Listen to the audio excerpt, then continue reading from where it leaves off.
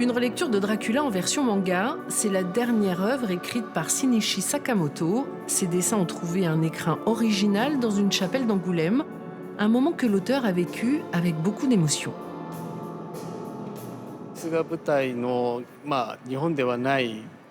Le manga a une place importante dans le monde entier.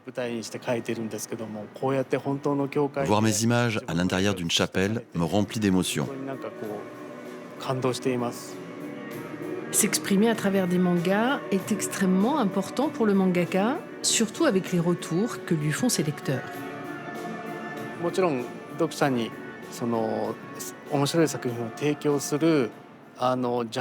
Grâce aux réseaux sociaux, je peux avoir l'impression de mes lecteurs. Et quand certains me disent que leur vie a changé grâce à mes mangas, je me sens rempli de bonheur.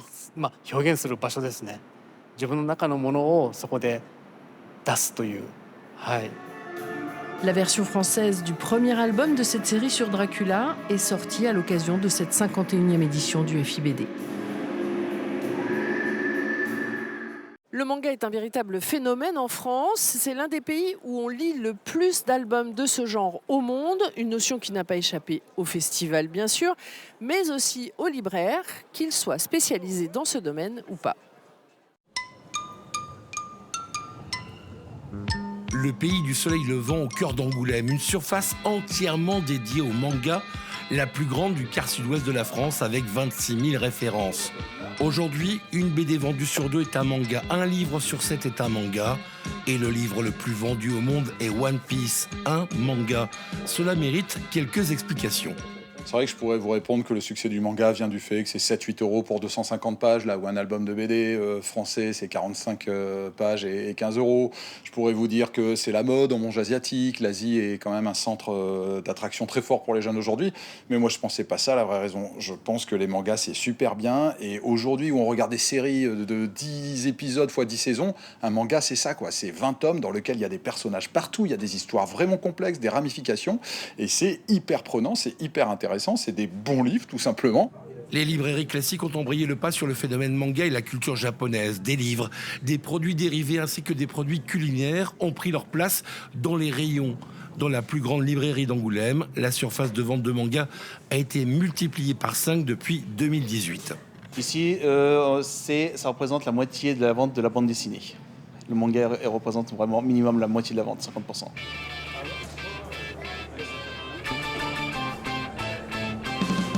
Au festival de la bande dessinée, le virage manga a été pris en 2016 avec une bulle dédiée qui a bien sûr grandi.